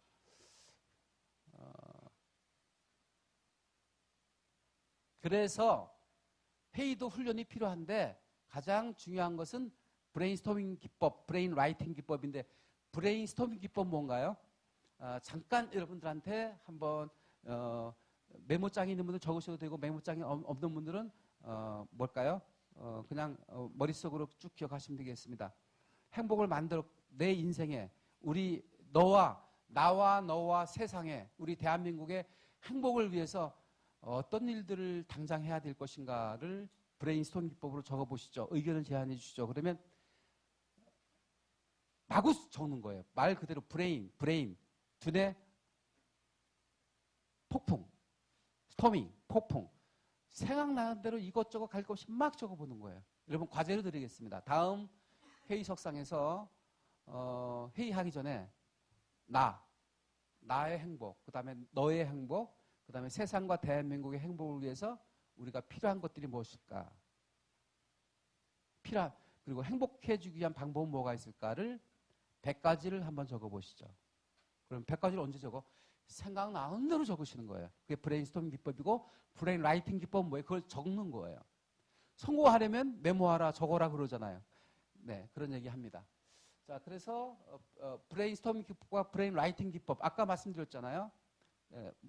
이를테면 존엄사를 찬성하는가 반대하는가 찬반 토론이 있을 때 찬성 쪽과 반대 쪽을 딱 정해놓고 포스트잇으로 갖다 붙이는, 그래서 그걸 총괄적으로 의견을 종합해보면 좋은 의견을 도출해낼 수 있게 되는 것이죠. 그런 방식의 회의도 좋지 않을까. 회의의 문화를 바뀌기 위해서는 회의의 장소와 방식을 달리하면 되는 것입니다. 스킬이 중요하지 않습니다. 주재하는 측에서의 회의의 장소와 회의의 형식과 방식을 바꿀 수 있다면 훨씬 더 즐겁고 생산적이고 건전하고 아름답고 효과적인 방식으로 회의를 끌어갈 수 있게 되겠습니다. 회의가 즐거워야 일터가 즐겁습니다. 왜냐하면 우리는 성격상, 직업의 성격상 많은 회의들을 현장에서 또 전략적으로 많은 회의들을 하게 됩니다. 그 많은 회의들을 보다 더 유익하고 효과적이고 즐겁게 하기 위해서는 아까 말씀드렸죠. 방식과 형식을 좀 달리해보고 장소를 좀 바꿔본다고 하면 훨씬 더 효과적 강의가 되지 않을까 생각을 합니다. 이거 하나 낭송해드리면서 강의를 정리하도록 하겠습니다. 꽃 김춘수, 내가 그의 이름을 불러주기 전에는 그는 다만 하나의 몸짓에 지나지 않았다. 내가 그의 이름을 불러주었을 때 그는 나에게로 와서 꽃이 되었다. 내가 그의 이름을 불러준 것처럼 나의 이 빛깔과 향기에 알맞은 누가 나의 이름을 불러다오. 그에게로 가서 나도 그의 꽃이 되고 싶다. 우리들은 모두 무엇이 되고 싶다.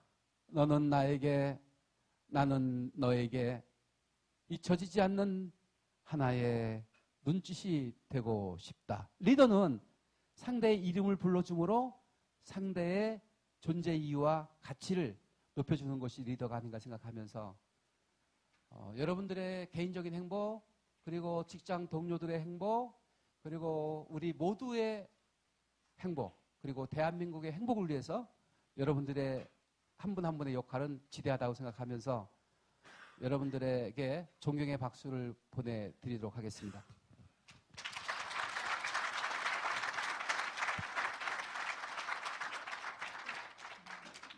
예, 저희들 그 조직의 올바른 효율적인 회의 방법에 대해서 인트로 배행한 강연을 해주신 우리 박사님께 큰 박수 부탁드리겠습니다. 감사합니다.